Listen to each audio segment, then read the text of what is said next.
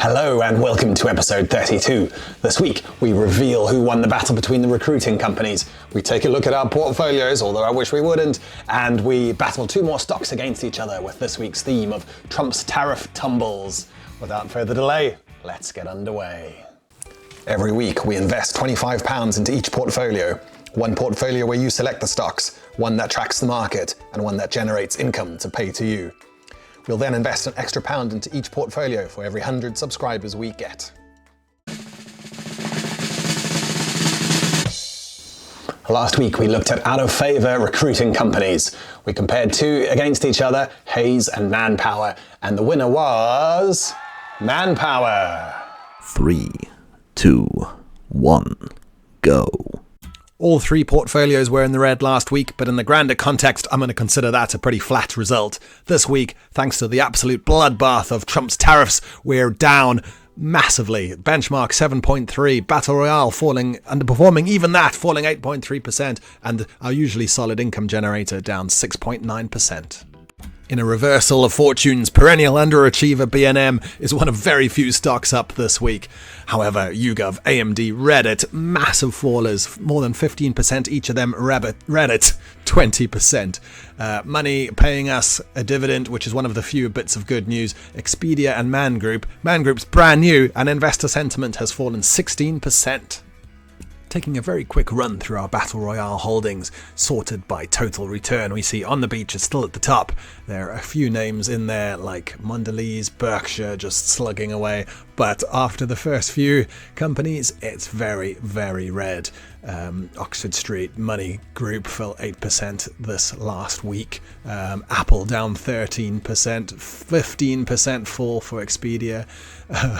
B&M, our big faller, up a little week of green there like an island.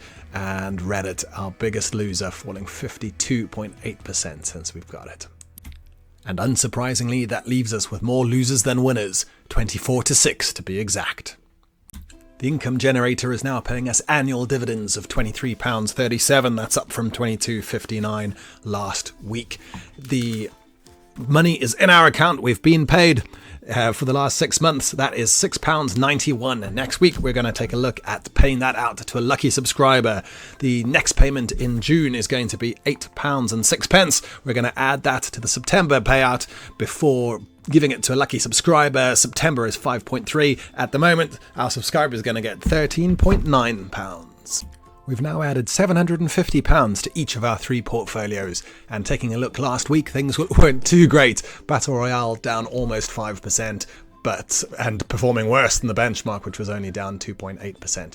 This week, much, much worse across the board. Battle Royale down 12.6%. The benchmark down 10%. That is just staggering. Even the income generator suffering minus 6.6%. So overall, you'll be unsurprised to hear that we've saved £2,026, but we've lost 218 of that. However, we are recouping 53, but it's now a loss. 3, 2, 1, fight. Last week we tried to find an unloved area of the market. All we had to do was wait a week and the entire market is unloved. Jokes aside, I know it's been a tough week. I hope everyone's doing well out there. But on the bright side, it does lead to buying opportunities. So let's take a look at a couple and see which would be the best one to invest in. So the first thing I did, since everything is on sale, is had a look at some of our biggest performers, the Magnificent Seven. I'm sure there are better deals out there, but these are relatively consistent, and in this time, we really need that.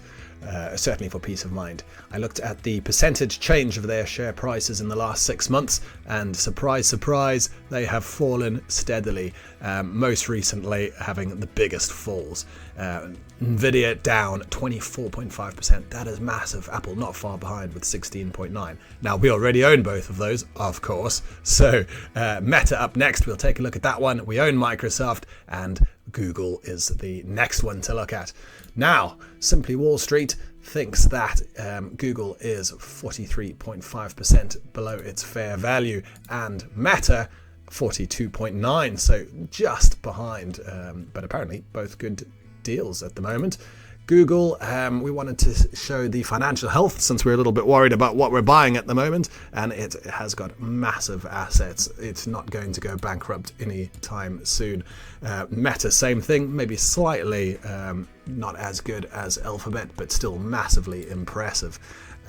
Is anything going to happen with it in the future? Yes, Alphabet going to grow at still 10.2% times earnings, 11.6% EPS. And for Meta, it's a pretty similar case, 10.1 versus 9.8.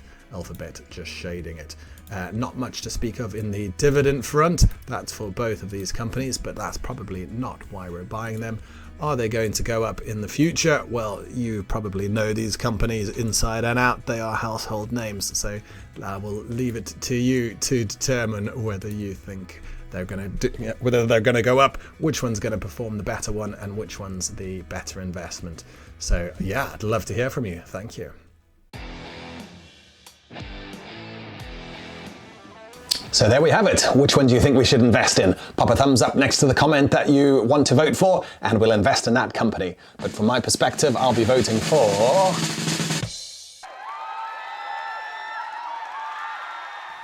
Good luck out there, everyone. I hope you have a good week ahead, and wishing you all the best. Goodbye.